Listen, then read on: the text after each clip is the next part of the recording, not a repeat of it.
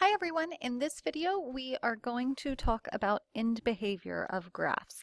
And by the end of this video you're going to be able to identify the function's end behavior. So let's get started. When we talk about end behavior, what I'm talking about is when you look to the far right, so as x is approaching positive infinity on the graph, that means looking over on this side here, where is the end of the function that you've got drawn going?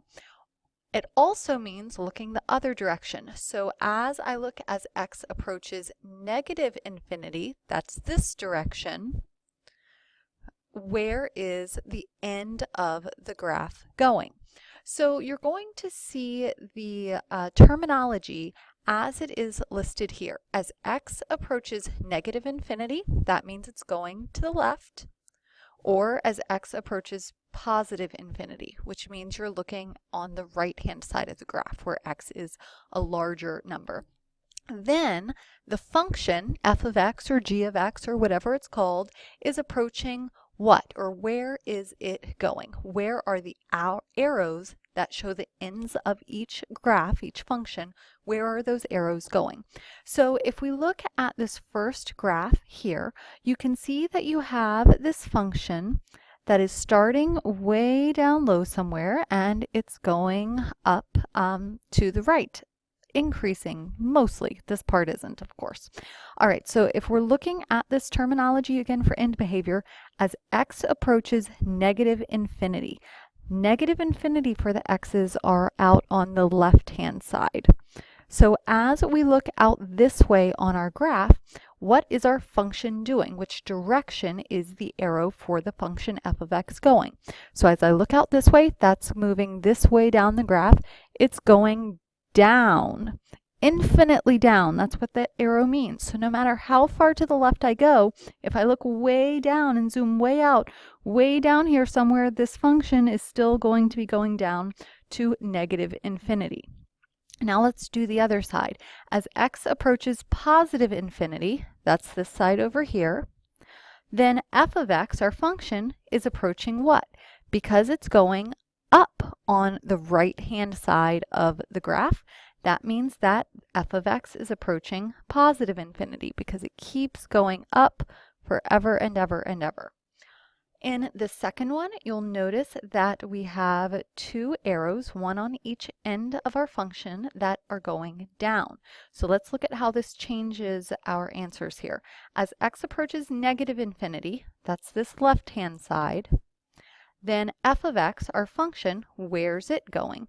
That left-hand side of this function is going down infinitely, so that's going down to negative infinity.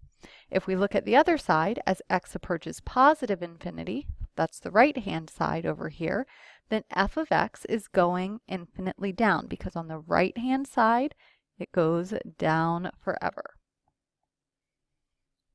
Let's look at a couple more of these. This time we are going to need to do a rough sketch first. So I'm going to pull my calculator up, and in the y equals, I am going to plug in this equation. So I'm already at y equals, and I'm going to put in -3. Be sure, by the way, here that for this -3, you're not using the minus sign. You have to use the negative sign here. So I've got -3 x raised to the 5th power. To get that raised power, you use the caret button, which is located here. And then notice that my cursor is still small. I need to hit the right arrow to get back to my regular size coefficients and variables and get out of that power. So once I'm there, now I'm going to say -6 x raised to the 2nd power. You can use the caret again, or you can use the 2nd power button, which is that one right there.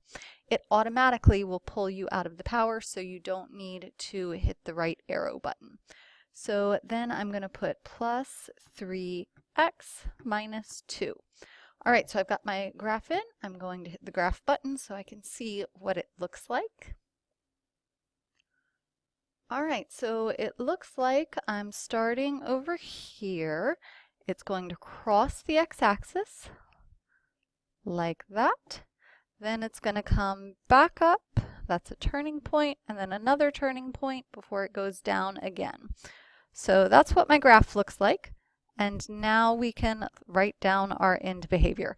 As x approaches negative infinity, that's this left-hand side, the function f of x is approaching what? On the left-hand side, it's going up, so that means it's going to positive infinity. If we look at the right-hand side, as x approaches positive infinity, that's this side over here, then the function f of x is going where? It's going down on the right-hand side, so that's going down to negative infinity.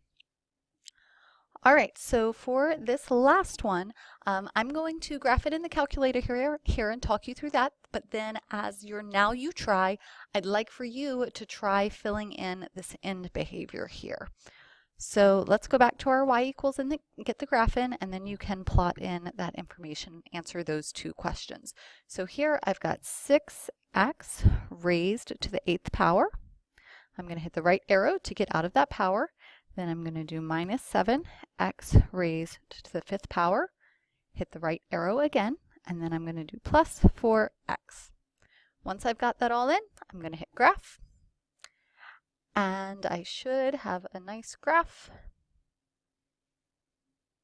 that I can do a nice sketch of. So it looks like it crosses the x-axis, and then it goes through the origin, does a little bump, then continues onward. So after you have this graph drawn, take a few minutes to answer these last two questions about the two end behaviors of this function. Once you have that, you should now be able to identify the function's end behavior.